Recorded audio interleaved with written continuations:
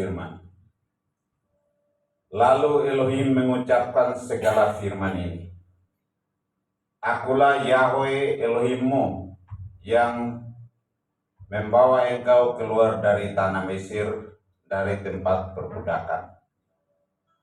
Jangan ada padamu ilah lain di hadapanku. Jangan membuat bagimu patung yang menyerupai apapun yang ada di langit di atas, atau yang ada di bumi di bawah, atau yang ada di dalam air di bawah bumi. Jangan sujud menyembah kepadanya atau beribadah kepadanya. Sebab aku Yahweh Elohimmu adalah Elohim yang cemburu, yang membalaskan kesalahan bapa kepada anak-anaknya, kepada keturunan yang ketiga dan keempat, dan orang-orang yang membenci aku. Tetapi aku menunjukkan kasih setia kepada beribu-ribu orang, yaitu mereka yang mengasihi aku dan berpegang pada perintah-perintahku. Jangan menyebut nama Yahweh Elohimmu dengan sembarangan, sebab Yahweh akan memandang bersalah orang yang menyebut namanya dengan sembarangan.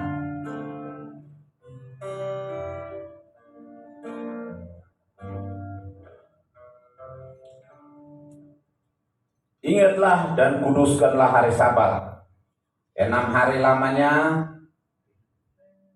engkau akan bekerja dan melakukan segala pekerjaanmu. Tetapi hari ke-7 adalah hari Sabat Yahweh Elohimmu. Maka janganlah melakukan sesuatu pekerjaan.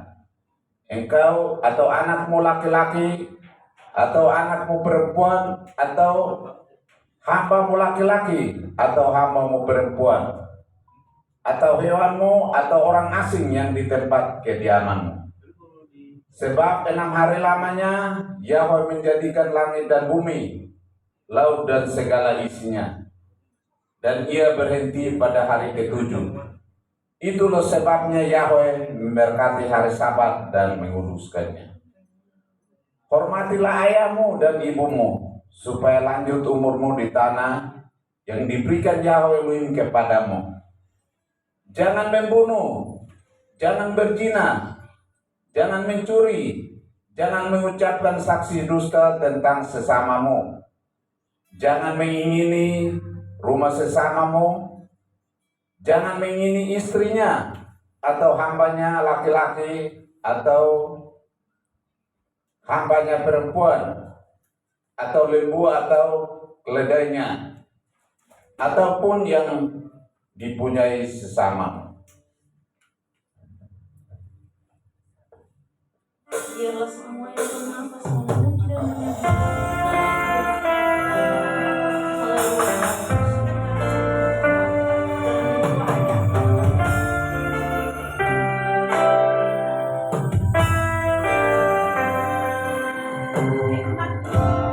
Ku datang Tuhan dalam hadirat-Mu, berhiaskan kekudusan.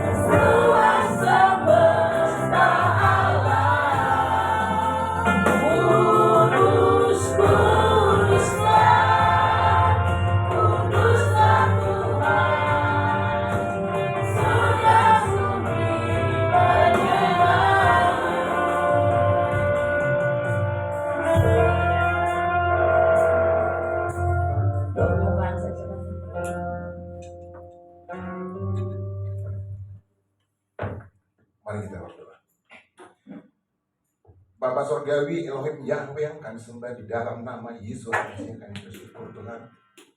Engkau memberikan waktu bagi kami mulai tiba di hari Sabat setelah memimpin kehidupan kami dalam 6 hari. Terima kasih Bapa atas penyertaan-Mu sehingga kami boleh merayakan Sabat pada saat ini. Hari kudus, hari mulia, hari kenikmatan yang Engkau perintahkan untuk kami rayakan. Terima kasih Bapa, Engkau sudah memimpin kami dari tempat yang jauh maupun yang dekat. Tujuan kami sama. Kami ingin diberkati dan kami akan bawa pulang sukacita dan damai sejahtera yang daripada. Terima kasih Bapak, seberapapun kami yang ada. Kami percaya Kau hadir di tengah-tengah kami, memimpin kami dari awal pertengahan sampai pada akhirnya. Berkati kami, baik pelayan maupun juga seluruh jemaat yang ada. Terima kasih Bapak. Kami juga berdoa pada saat ini, sahabat-sahabat kami yang tidak dapat hadir bersama kami tempat ini karena satu dan lain hal, karena sakit penyakit atau kelemahan tubuh. Tuhan, kami mohonkan Bapak belas kasihan-Mu. Pulihkan mereka yang sakit Bapak. Kau kembalikan kesempurnaan kesehatan mereka supaya pada hari-hari akan datang boleh bersama-sama dengan kami memuji dan muliakan nama-Mu tempat ini. Terima kasih Bapak. Juga karena hambatan pekerjaan, studi dan lain sebagainya, kami taruh juga dalam tangan Tuhan. Kau lawati mereka juga Bapak.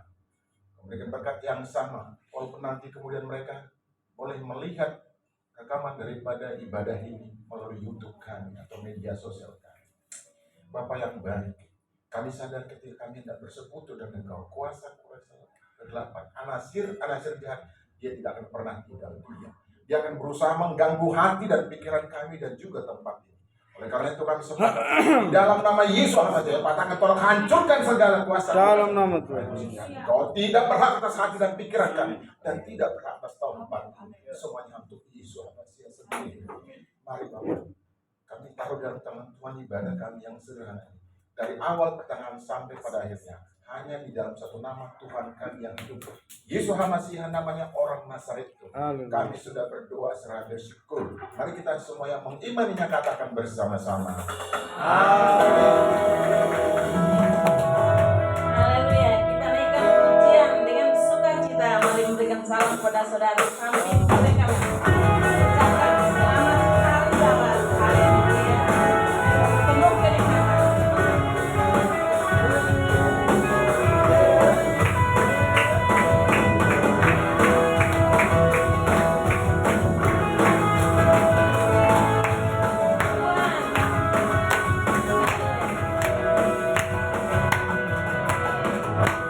Tuhanlah kekuatan dan mazmurku.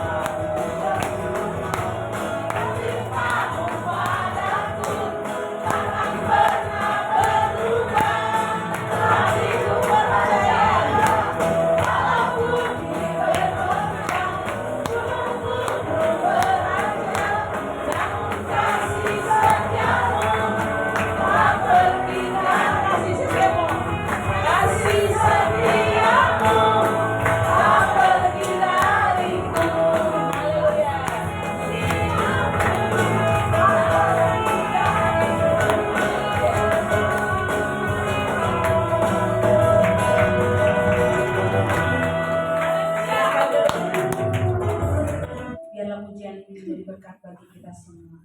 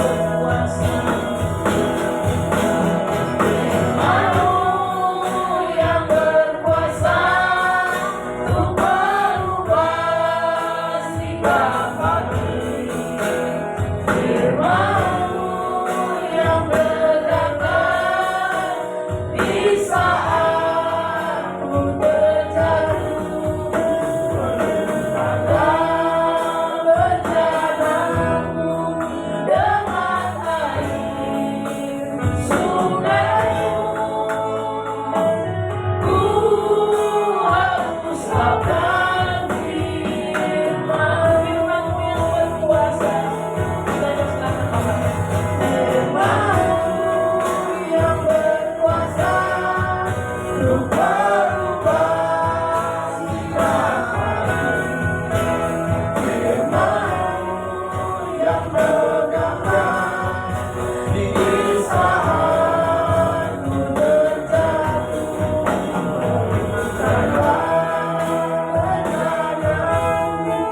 Dengan air sungai-Mu, ku harus akan firman-Mu yang berkuasa.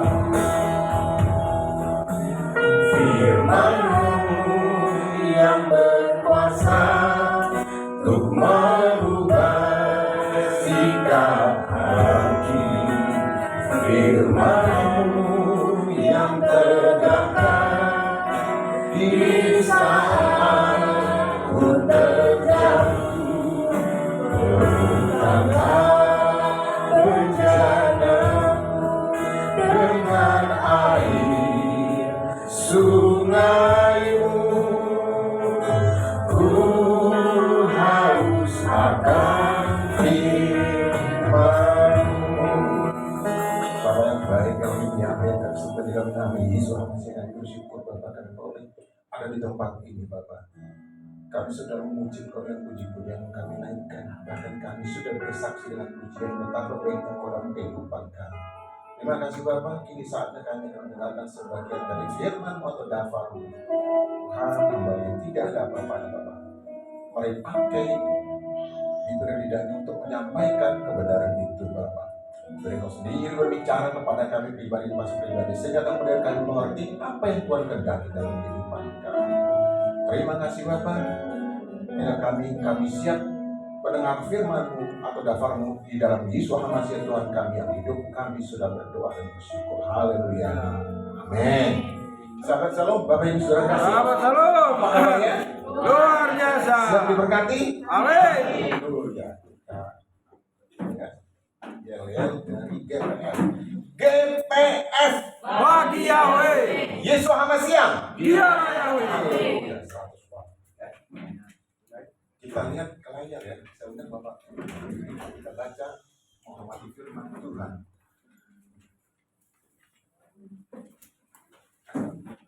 Nah,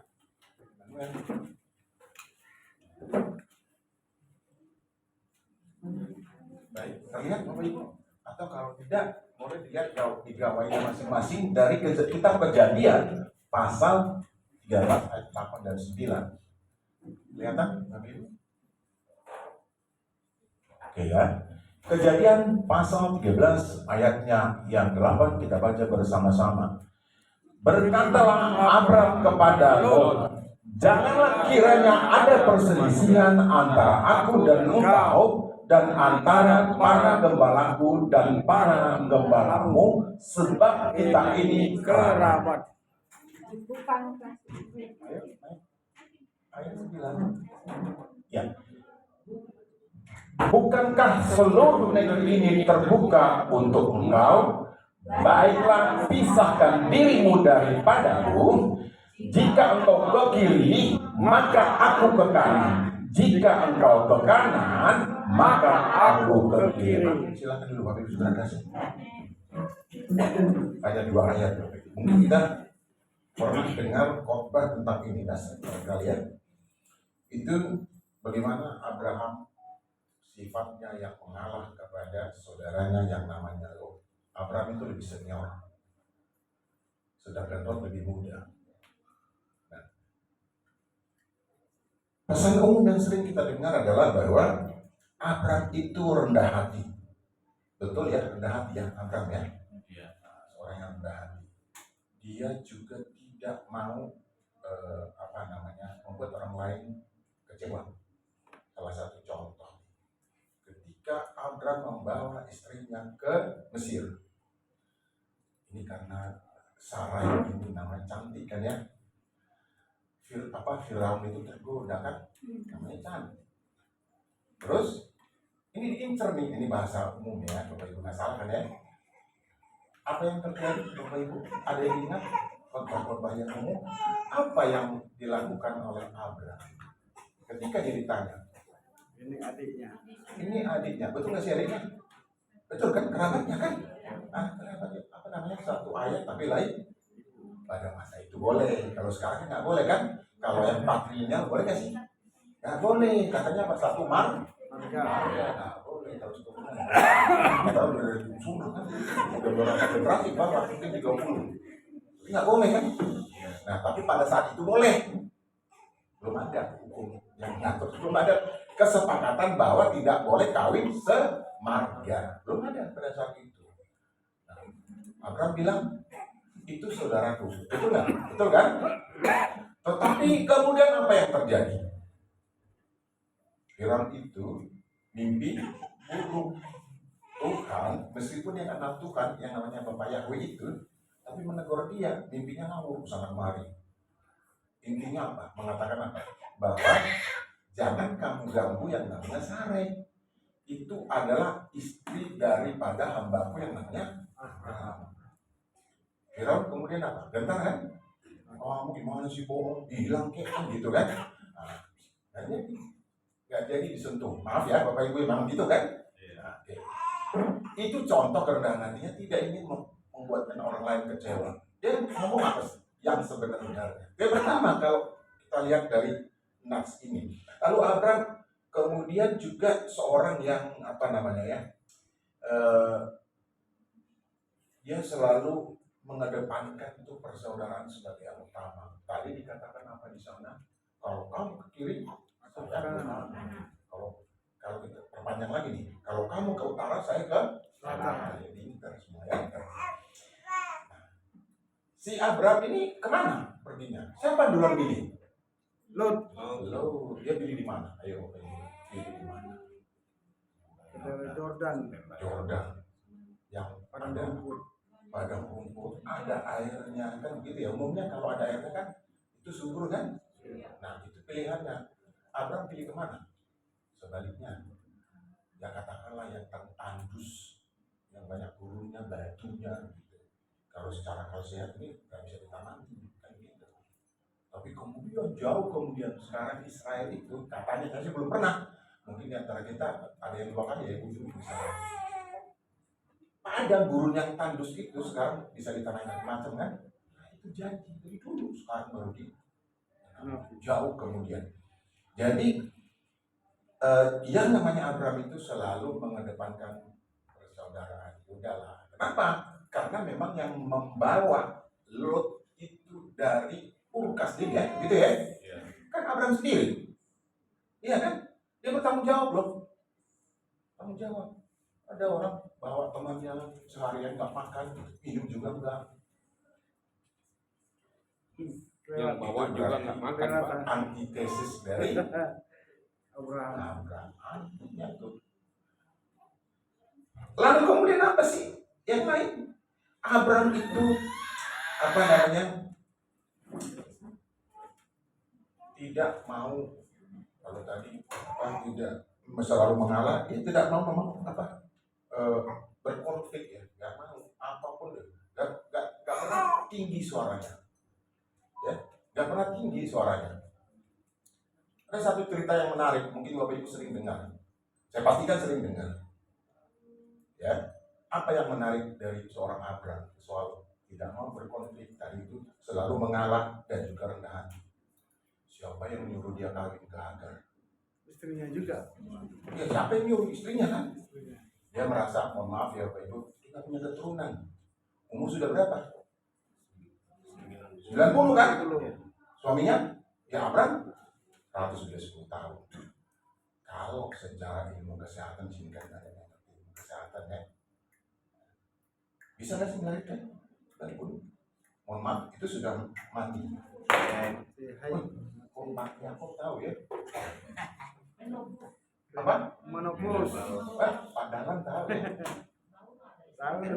Oh iya, berarti saya istri ya Bu, betul. Saya nggak salah. Saya cuma nanya kan, nggak salah dong nanya, boleh ya. Apa kemudian yang terjadi setelah Hagar punya anak? Yang namanya siapa Bapak Ibu izin tanya? Ismail ya. Ismail. Ini Hagar jadi apa? Jadi selampong kan? Kalau lewat di depan Sarah, kira-kira gitu. Nggak bisa loh. Itu kira-kira ya, maaf ya. Nggak bisa loh gitu. Apa yang terjadi Bapak Ibu? Sarah datang kan? Sarai datang. Sarai kan namanya pada saat itu. Dia bilang apa? Gara-gara kamu, saya tidak dihargai di rumah ini. Untuk apa lagi saya ada di rumah? Kira-kira seperti itu. Ngapain saya di rumah ini? Udah kamu ke Ismail aja, ya kan? Padahal yang nyuruh kami siapa? Dia. Dia sendiri. Harusnya dia penanggung risiko, konsekuensi dong, ya kan? Ini jadi ada kisah yang menarik. Pasal 1, istri tidak boleh salah. Pasal 2, kalau istri salah kembali ke pasal 1. Nah ini dialami Abraham. Jadi bukan sekarang begitu terjadi Bapak Ibu, dari zaman Abraham. Jangan tersinggung loh ibu yang ada di sini ya. Itu fakta. Oh kok fakta? Baca aja di kitab suci kok gampang, nggak usah ngereka-reka ada di situ. Pokoknya kalau istri salah tetap kembali ke pasal 1. Begitu dia. Abraham dia nampar nggak sih? Tidak. Dia pergi nggak sih? Justru sebaliknya yang diusir siapa? Hagar. Hagar diusir sama Ismail. Itu dia contoh dia mengalah, nggak mau berkonflik. Sebenarnya kan kalau saya nggak tahu bapak yang di sini, kamu yang nyuruh, kamu harus bertanggung jawab. Saya bikin 2 anaknya kan begitu. Oh, kalau sekarang ini kita kan manusia ya kan, laki-laki kan nggak bisa dimarah-marahin. Harusnya begitu. Tapi Abraham mengalah. Itulah pesan umum yang pertama. Yang ketiga. Lalu sebaliknya Lot, karakter Lot apa? Bapak Ibu, apa karakter si Lot ini? Ini nih, dia kan lebih muda kan, sifatnya yang jelek itu. Pertama, tidak merasa lebih muda, tidak hormat kepada abangnya, kakaknya. Bisa nggak Bapak Ibu bayangkan kalau tidak hormat kepada abangnya atau kakaknya? Nah, ini saya melihat ya, ada keluarga kalau memanggil abangnya atau katakanlah untuk menyampaikan sesuatu, dia hormat sekali ya. Dianggap seperti raja tuh abangnya, apalagi kalau abangnya itu adalah anak pertama. Kalau patrilinya kan anak pertama, laki-laki kan pembawa marga kan, betul kan Bapak Ibu ya? Hormat sekali. Biasanya makanan enak juga selalu kepada anak pertama diberikan. Kalau Bapak Ibu katakan, ini pengalaman dia, iya memang saya dari keluarga besar, saya paling gede, paling besar.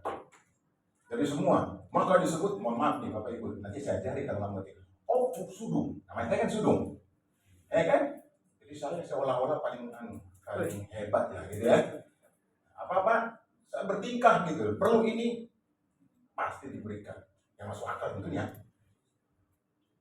Biasanya kan begitu. Nah, Lot ini kebalikannya, dia merasa dia paling besar. Alasannya apa? Paling nanti dia bilang, kamu kan yang bawa saya dari Urkas ini orang dua sama-sama kaya loh ya. Mereka keluar dari Urkas itu, Bapak Ibu bawa apa? Ternak juga. Bawa ternak juga kan? Bawa ini juga kan gembala-gembala kan? Berarti bukan orang kebanyakan ini, Abraham dan Lot.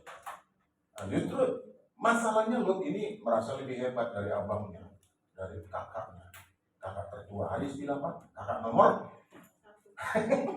apa maksud kakak nomor 1 tulisan? Hah? Nah, saya pikir pikirannya ke arah yang lain. Racin. Ingat beliau drama Cina. pindah ya dari drakor ya, pindah ya kan.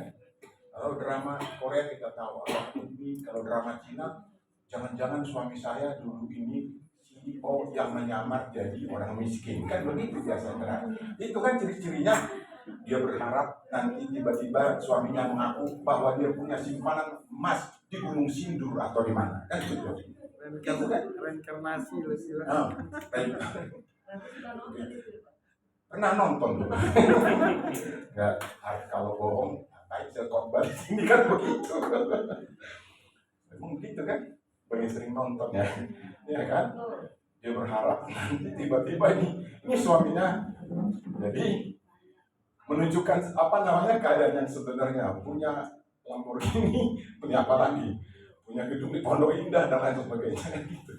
Ya di Cina lah pokoknya, bukan di Pondok Indah ya, terlalu mengada-ada ya Bapak Ibu ya. Terus kalau apa misalnya si sifat jelek yang lain ini, dia hidupnya lebih bebas. Terbukti kemudian apa? Dia tinggal di kota Sodom. Sodom itu penuh dengan kemewahan kan? Permisi tanya Bapak Ibu, kira-kira kota apa itu kalau Indonesia? Nah, jangan di Indonesia jadi Konoha deh. Kota apa tuh? Kota apa itu yang Bali. murah? Bali kayak. Iya ya. Bapak itu ingat Bali. Kemarin dia ikut ke Bali kan waktu Selasa. Di situ kita melihat yang macam-macam ada, yang satu macam juga ada. Betul kan? Seperti orang yang kekurangan bahan pakaian, ada di situ. Betul kan Pak Yakob ya? Pak Yakob pakai kacamata kuda, yang ngelihat. Saya memandang lurus ke depan. Pokoknya pikiran saya tertuju kepada Tuhan dalam sehat ini. Amin. Kalau melihat kiri kanan, oh bahaya kan? Dari mata turun ke, nah, oh iya, kurang handphone. Ya ini mereka nonton drakor ini, udah begini nih. Nah, itu sifat yang jelek daripada si low, kemewahan, ke apa namanya, glamour itu apa sih? Ya pokoknya hedon katanya, betul nggak sih? Iya kan, hedonisme. Pokoknya dia lihat yang aneh-aneh. Dan memang di situ yang aneh-aneh semua, kan? Iya. Di situ yang memungkiri jenis kelamin kan, betul nggak sih? Kan ada di situ kan, gitu kan? Tulang gitu kan di situ. Tulang lumat. Apa kabar? Kan begitu di situ ada di situ. Tertulis kok gitu. Bukan ada nih, bukan stand up comedy. Ada di situ. Ini sifat yang jelek daripada low. Lalu kemudian kita lihat ya, ada 3 hal di dalam Nats ini, meskipun dia cuma 2 pasal. Yang pertama, Abram itu mengingat janji Tuhan. Kalau kita pikir-pikir ngapain pindah, pertama ya janji Tuhan ya, ngapain pindah dari Ur Kasdim, disuruh jalan dia jalan. Padahal kalau orang kaya itu biasanya pintar ya, biasanya ya berbanding lurus ya Bapak Ibu ya kan. Kalau kaya biasanya pintar. Berarti orang pintar kan Abram ya. Nah, dia pergi kemana? Disuruh ke tempat yang nanti loh. Belum ditunjukin kamu ke kota Bandung, enggak. Nanti kamu pergi gitu. Pergi juga dia. Oh tadi ngajak sih. Loh saudaranya, nggak ada yang lain-lain. Mungkin Tuhan berikan seperti itu contohnya supaya kita bisa meneladani ya. Nah, percaya dan menaruh harap kepada Tuhan. Apa janji Tuhan kepadanya? Pertama, keturunannya akan seperti pasir di laut, seperti bintang. Masuk akal kan? Berapa tadi umurnya Bapak Ibu? 90. Kalau zaman itu 90, kira-kira kita coba membayang-bayangkan, bisa juga nggak masih berketurunan itu? Kan zaman dulu ada orang sampai 689 tahun, kan ada begitu ya? Pada saat itu masih bisa kira-kira. Kayaknya susah lah ya. 120-an sudah Nuh Pak. Sudah zaman Nuh. 120-an kita. Tapi kan dalam firman tertulis sudah melihat juga kan? Iya. Berarti kan nggak bisa kan? Iya. Nah ini orang pintar kok percaya aja gitu ya. Keturunanmu akan seperti pasir di laut. Itu jadi Tuhan. Ingat ya Bapak, itu jadi Tuhan. Yang kedua, kamu akan menjadi berkat. Apa kata firman ini? Apa namanya? Karena kamu, oleh kamu semua bangsa akan Berkati. Itu janji yang kedua. Karena kamu, maka semua orang bangsa akan berkati. Kira-kira maksudnya seperti apa Bapak Ibu? Apa maksudnya? Karena kamu maka semua orang diberkati. Setiap akhir ibadah kita selalu mendoakan. Apa doanya? Memberkati bangsa Israel. Jadi kalau kita memberkati bangsa Israel, janji ini juga digenapi. digenapi. Benar ya Bapak Ibu ya? Amin. Jadi jangan lupa mendoakan bangsa Israel setiap hari, kalau perlu 3 kali. 3 kali berdoa. Ujungnya selalu berkatilah bangsa Israel. Ya. Yang ketiga dari janji adalah memberikan tanah Kanaan sebagai milik pusaka pribadi. Oh, pribadi loh. Properti pribadinya. Gak ada yang boleh merobot. Kalau sekarang masih gonjang ganjing, itu pasti digenapi. Amin. Pasti akan menjadi miliknya ini sesuai dengan janji Tuhan kepada Abraham. Ya. Pasti ya? Amin ya? Amin. Itu pasti diberikan. Orang janji kok. Tadi kan di awal-awal kita katakan tanah yang tandus kemudian bisa ditanami anggur. Subur. Sekarang Tanah yang subur. subur. Itu buktinya. Jadi yang pertama, dia mengimani janji Tuhan tanpa berpikir, tanpa bertanya. Ada nggak dia nanya? Ya ada. Disuruh anaknya bawa kemana? Ke bukit Moria. untuk Moria. Bukit Moria ya. Disuruh apa? Disembelih. Dilakukan ya? Lakukan. Ada nanya-nanya. Biasanya orang bicara nanya kan, ini kenapa? Ini kenapa? Nggak begitu. Ya kan? Teorinya kok dari mana? Nggak boleh seperti itu. Biasanya kita berargumen seperti itu, nanya kepada siapapun, termasuk kepada pimpinan kita. Tapi itu kan wajar kan? Orang bertanya kan? Namanya juga orang bertanya. Abraham bertanya nggak? Itu apa Tuhan?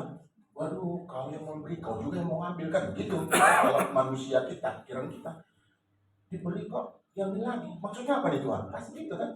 Kalau kita nih karena Abraham kan dan gitu. Kita aja nih.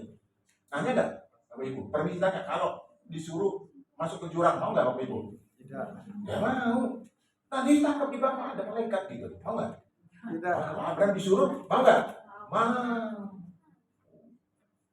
Jadi kita nggak sama dengan Abraham ya. Tapi janjinya karena Abraham diberkati, kita pun mesti diberkati. Amin. Amin. Kemudian kita lihat bagian selanjutnya adalah tidak mau berebut tanah. Tadi kan di awal-awal kita katakan Lot memilih Jordan, lembah Jordan yang ada airnya dan lain sebagainya. Abraham tidak. Nah, apa yang kita lihat di dalam hal ini adalah Lot itu melihat ini kalau ditanami pasti tumbuh, pasti saya lebih kaya dari kamu. Kira-kira begitu itu sifat jeleknya kan? Pasti akan lebih kaya dari kamu. Pasti begitu di pikirannya. Lalu Abraham tidak mau berebut tempat. Apa yang kita lihat? Jika kamu memilih ke kiri, aku memilih ke kanan, ya, dan sebaliknya. Jadi sifat mengalah itu. Yang kedua, Lot memilih lembah Yordan dan sebaliknya. Apa yang kita dapat dari nats ini, Bapak Ibu? Ya, berarti dia pikirannya tidak semata-mata hanya untuk menguasai suatu barang. Bapak Ibu, berapa banyak keluarga yang pecah hanya karena mohon maaf berebut harta? Sudah ada hukumnya jelas kok. Mau nggak nih Abraham seperti itu? Nggak mau dianya. Bahkan yang berantem sampai mengatakan begini, kalau kamu tidak mau membagi sampai kapanpun kita tidak akan bertemu lagi. Lebih baik kita bertemu di tanah merah. Kan ada gitu kan? Artinya apa tuh? Gak mau berdamai. Padahal tanah merah ada di sana, di Warakas atau di mana, ada juga di Bobendigul kan ada kan? Ya memang nggak bertemu lagi, udah mati. Mana bisa saling memaafkan? Bisa nggak orang mati saling memaafkan? Nggak bisa. Ada kan keluarnya begitu kan? Ada Bapak Ibu. Konglomerat sekarang sedang bertikai di pengadilan, berseteru di pengadilan. Mestinya kan kalau banyak hartanya kan enak baginya kan? Ya biarlah saya kurang sedikit, kamu lebih banyak yang saya dapat. Nah ini sekarang siapa? Lama-lama dia penyelenggara loh, ada hukumnya. Bertikat terus coba deh. Dia ambil oleh negara. Balai harta peninggalan mengambil itu. Ada undang-undangnya. Tanah aja sekarang Bapak Ibu, kalau Bapak Ibu nggak ngurus sertifikatnya nanti hari ini tanggal Februari ini tanggal 2 diambil negara. Begitu tertulis, tapi nanti bagaimana? Berani nggak menerapkan itu? Itu urusan lain lah ya. Tapi kira-kira begitu ada aturannya. Sekarang ada konglomerat yang bertikai hanya gara-gara pengen lebih banyak. Ada juga di Sumatera Utara juga ada. Sampai kemudian nggak boleh ngomongin orang, boleh nggak sih? Ini fakta kan sebenarnya. Ditutup sekolahnya. Siapa yang dari Medan, sekolah mana yang masih ditutup pasti tahu lah usah ngomong. Sampai ditutup sekolahnya. Berebut nih. Katanya harus saya yang menguasai yayasan. Itu hampir diambil alih oleh pemerintah. Nah seperti itu nantinya kalau mau berdamai. Ya begitu kan sekarang sudah berdamai. Banyak contoh. Abraham tidak mau seperti itu. Kemudian yang ketiga, kita tidak mau berkonflik karena itu justru akan merugikan dirinya, merugikan mereka berdua. Kalau keluarga berkonflik, pasti ada yang menimbuk untuk memanas-manasi. Memperkompori juga. Dia pergi ke sana, kok ini bagaimana abang kurang ajar, ini lagi adik kurang ajar, dapat dari sini ongkos, dapat dari sana ongkos, kiri kanan oke. Ini Abraham berpikir di situ, mengadu Domba. kayak Belanda, ya kan? Oh, kamu bagian kerajaan yang ini, kesultanan ini, rakyat jadi korban. Kalau berkonflik antar keluarga umumnya yang diuntungkan siapa? Orang lain. Namanya apa? Istilahnya memancing di air keruh.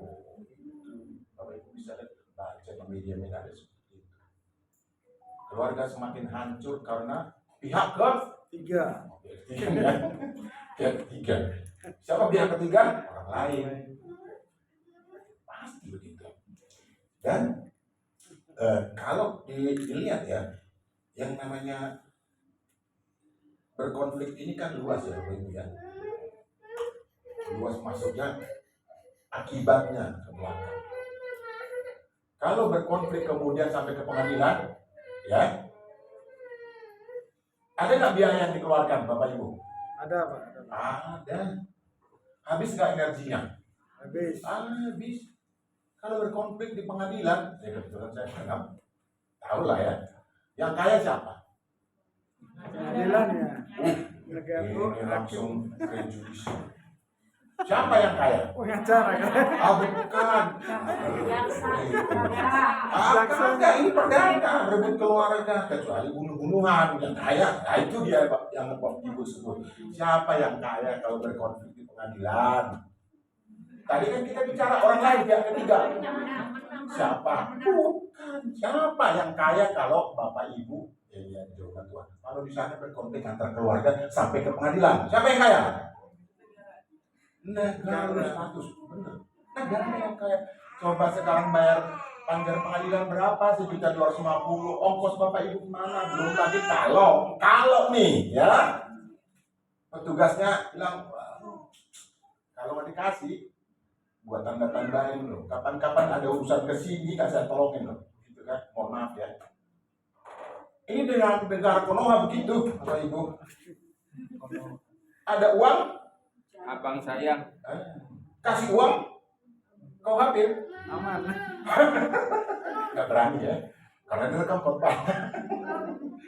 Pokoknya ada uang urusan lain, lebih halus kan? Yang kaya siapa? Negara sama selalu bilang begitu oknum, padahal orangnya jelas ini nih pelakunya nih. Selalu bilang oknum, bukan lembaga loh, padahal lembaganya kasih kesempatan. Kalau ditulis di sini apa tidak menerima uang sepeser pun, ya kan ini pelanggaran, itu hanya tulisan. Oh Bapak, jangan begitu dong, udah dulu. Saya mengalami Bapak Ibu, khotbah juga harus rasakan pengalaman juga. Oh berarti Bapak nyogok dong? Enggak, saya dipaksa ngasih gitu. Kalau enggak urusannya lama, 1 jam jadi 5 jam. Ibu ketawa pasti punya pengalaman ya. Berhadapan dengan oknum ini ya.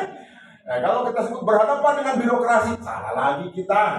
Ini KUHP yang baru nih, KUHP nasional ancamannya. Nah tuh, ancamannya ada. Ya kayak negara kan, sama umumnya. Kalau tadi kan pihak ketiga orang-orang tetangga maksudnya. Kalau yang ini yang kayak negara. Kalau menang pun Bapak Ibu kan pasti ada ininya kan, biaya eksekusi kan? Ada kan?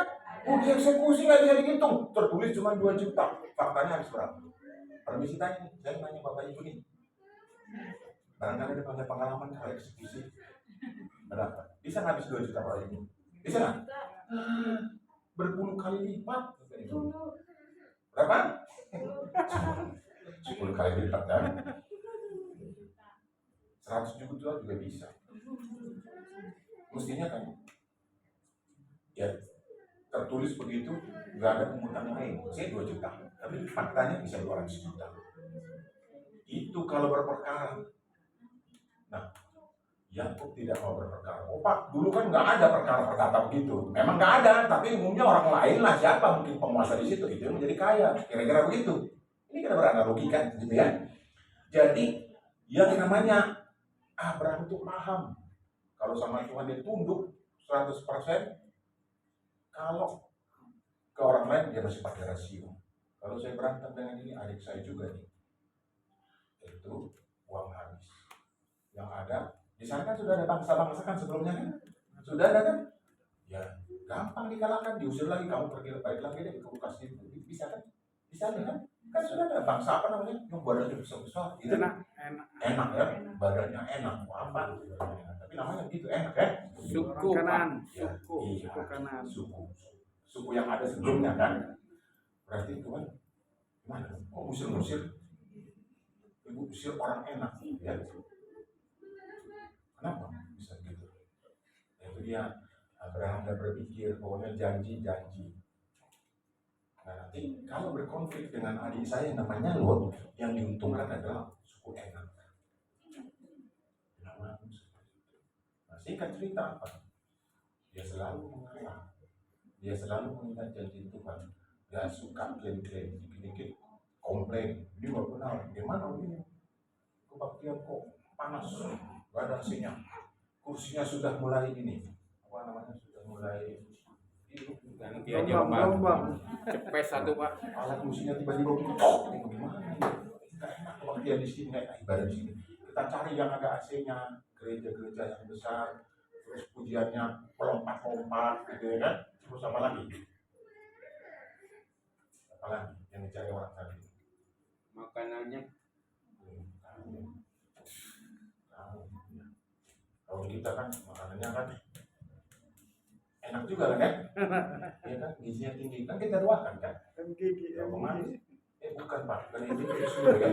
Dia sendiri bukan dia negara ke sana. Mati dengan tembok, wah ini emang kerapiran makan MBG. Enggak Pak, jangan Pak. Direkam loh ini khotbah. Ya kita swadaya, ya kan? Swadaya maksudnya apa? Kantong kita sendiri.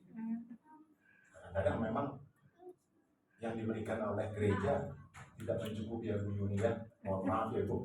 Itulah keadaan kita ya. Mohon maaf. Dimaklumi.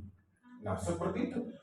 Dia berpikiran kalau saya berantem, orang lain yang beruntung, bangsa lainnya kemudian bisa mengalahkan kami.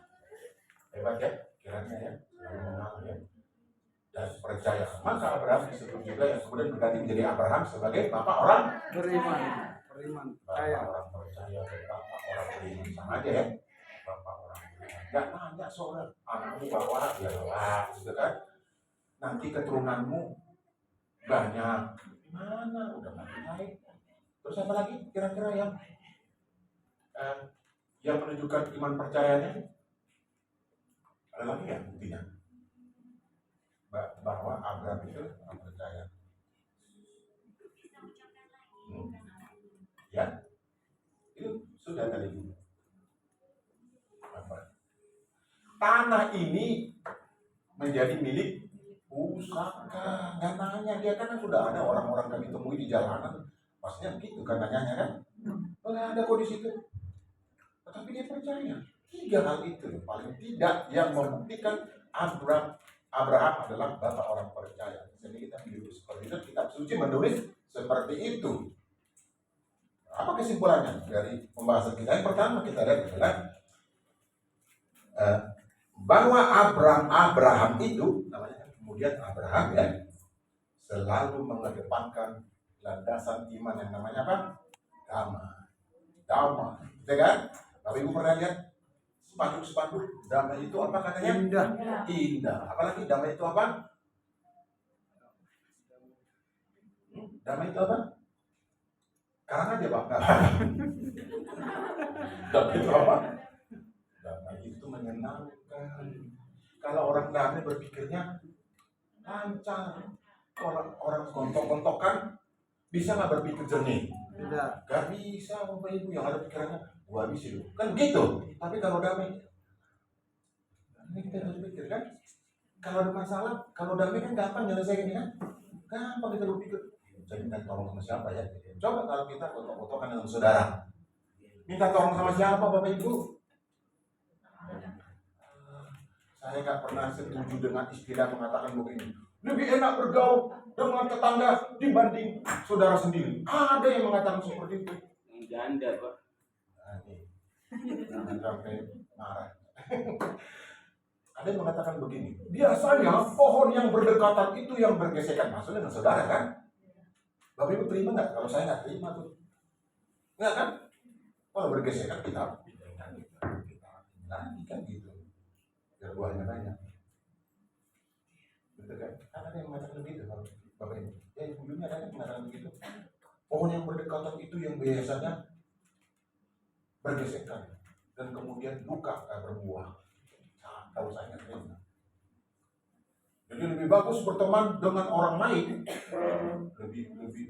Lebih mohon maaf nih, bukan rasis ya.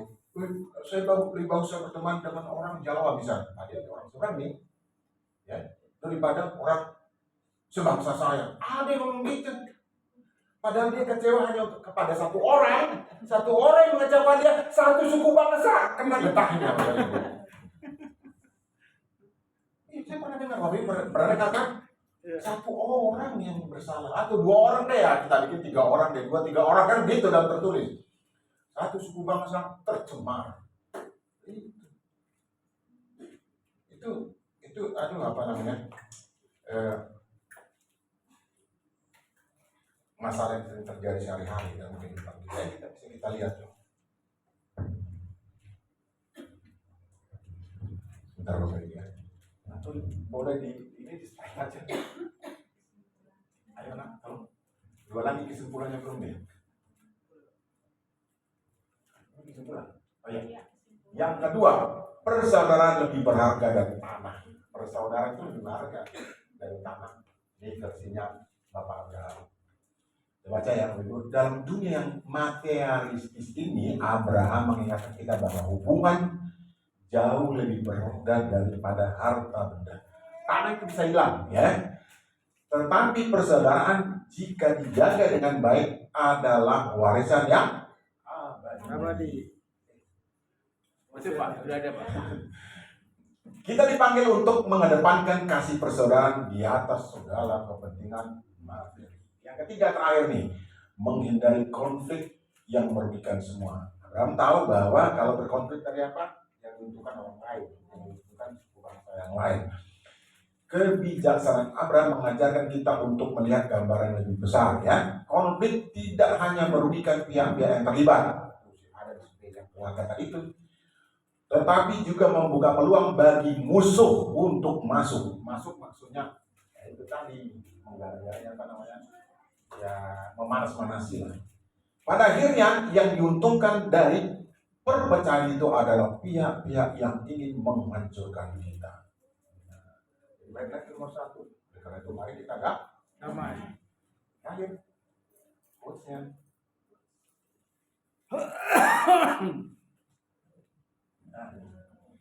Bapak Ibu kita baca bersama-sama ya quotes-nya ya. 1, 2, 3 ya. Pembawa damai selalu berjiwa besar dan akan tentram hidupnya serta menjadi berkat bagi orang lain karena iman, percaya dan ketaatan. Amin. Mari kita berdoa. Bapa yang baik, kami bersyukur untuk firman-Mu atau dafar-Mu yang menguatkan kami, yang kembali mengingatkan kami supaya kami selalu menjaga dasar hati kami dan menghindari konflik di antara keluarga dan juga di antara teman-teman kami, Bapak. Biarlah kami juga boleh menjadi pembawa damai dan kami mengimani pada saat ini apa yang sudah disampaikan lewat firman-Mu atau dafar-Mu. Terima kasih Bapak, kami sudah selesai menyampaikan. Biar firman itu boleh bertumbuh dalam hati kami berbuah-buah lebat. Kami menjadi pelaku firman dan bukan hanya sekadar pendengar semata. Terpujilah nama-Mu di dalam Yesus Masiah. Kami sudah berdoa seraya bersyukur. Haleluya. Amin. Tuhan aku rindu, Tuhan aku siap, penuhi aku dengan roh-Mu, ku rindu lawatan-Mu. Tuhan aku rindu, Tuhan aku siap, penuhi aku dengan roh-Mu, ku rindu lawatan. Kita bangkit berdiri. Ku rindukan Roh-Mu mengurapi saat ini, Tuhan. Ku rindukan Roh-Mu mengurapi saat ini. Tuhan, ku rindukan, haleluya. Ku rindukan Kau hadir di sini pada Bapa saat ini,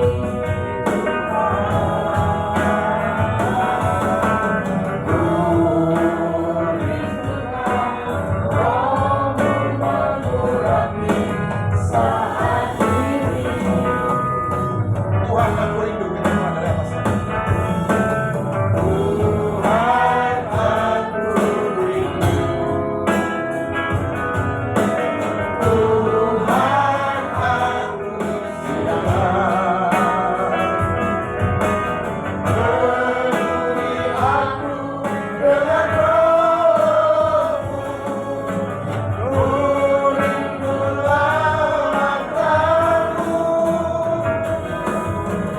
ku rindukan Kau hadir di sini saat ini, Tuhan. Ku rindukan Roh-Mu mengurapi saat ini.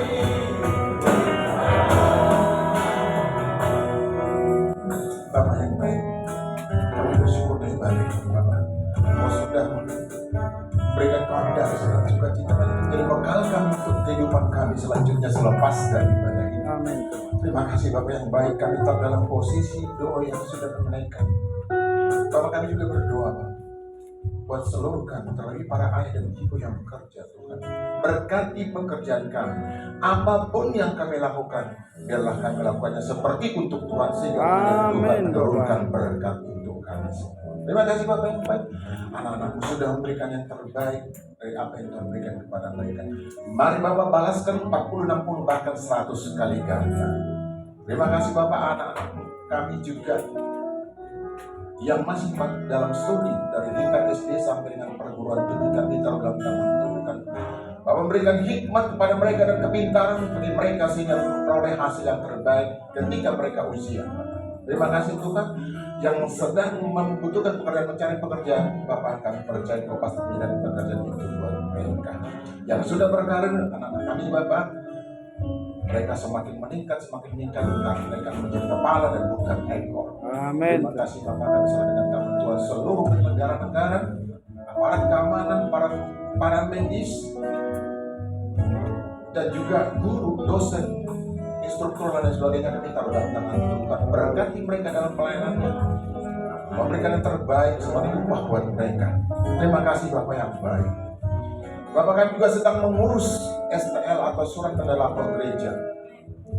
Bapak kami turun tangan Tuhan. Siapapun sahabat-sahabat kami akan berikan rekomendasi untuk mereka Bapak. Mungkin juga ketika kami mengajukannya ke Kanwil Pembinaan Kristen Provinsi Jawa Barat, Tuhan siapapun pengambil kebijakan melembutkan hatinya supaya Benar, Tuhan. itu kepada kami, sehingga kami punya legalitas dalam beribadah tempat ini. Terima kasih Bapak semuanya. Rencana selanjutnya kami akan mengikuti Sarasehan pada bulan Juni. Kami taruh di dalam tangan Tuhan. Segala keperluan biaya dan apapun yang dibutuhkan, kami percaya Tuhan mencukupkannya tepat pada waktunya.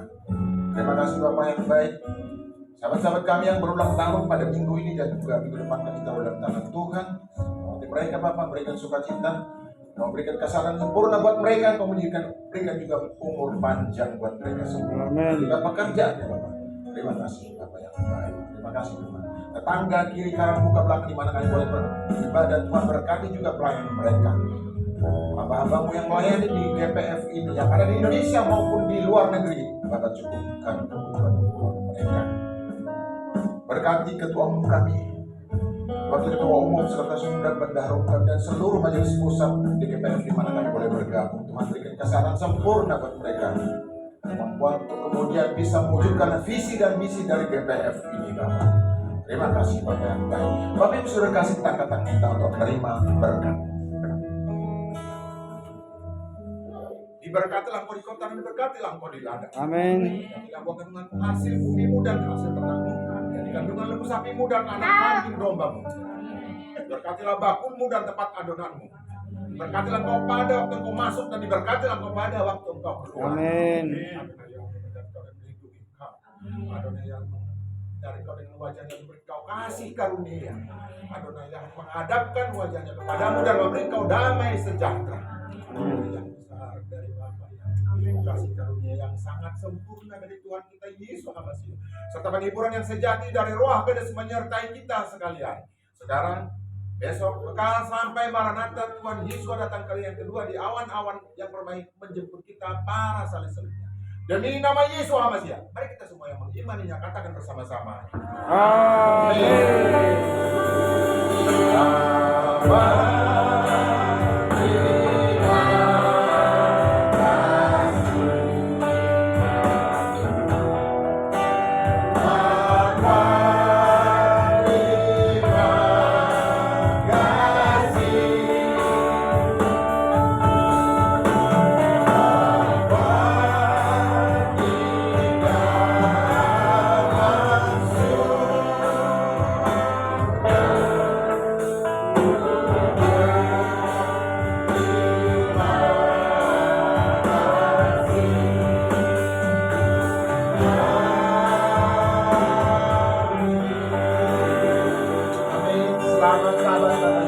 Selamat sabar.